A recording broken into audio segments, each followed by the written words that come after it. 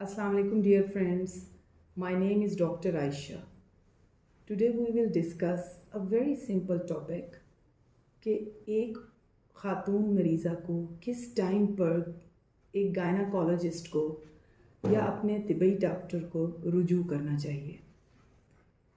कुछ रूल्स हैं, बहुत सारे पेशेंट्स को ये पता नहीं होता कि हमने किन सिम्टम्स पर डॉक्टर से रुजू करना है। First of all, if she feels any breast lump, अगर उनको अपनी छाती में किसी किस्म का कि कोई गिल्टी महसूस हो, पेनफुल हो या ना पेनफुल हो, दोनों सूरतों में उसे फ़ौरन अपने गायनेकोलॉजिस्ट को रुजू करना चाहिए। Secondly, if she has irregular menstrual bleeding during periods, if a patient feels such an abnormal PV bleeding, जैसे कि महीने में कई दिन मेंसेस आ रहे हैं या 3 से 4 महीने मेंसेस गायब हैं, इवन 2 मंथ सेकेंडरी मेनोरियाज हैं, फ़ौरन consult your doctor.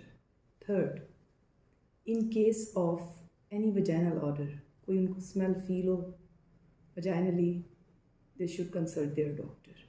Fourth, in case of vaginal discharge, अगर किसी किस्म का उनको वजाइनल डिस्चार्ज है, चाहे वो सिंपल वाटरी है, येलोइश है, ग्रीनिश है, इवन ब्राउनिश है, तो कंसल्ट योर डॉक्टर।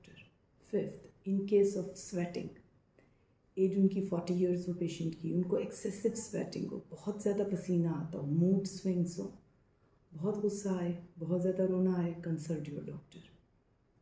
इसके अलावा अगर पेशेंट्स को बहुत ज़्यादा हैवी मेंस्ट्रुअल ब्लीडिंग हो ड्यूरिंग पीरियड्स या इवन विदाउट पीरियड्स, जो है उनको समझ नहीं आ रही है कि ब्लीडिंग है, रुक नहीं रही है, बहुत हैवी है, तो कंसल्ट योर डॉक्टर।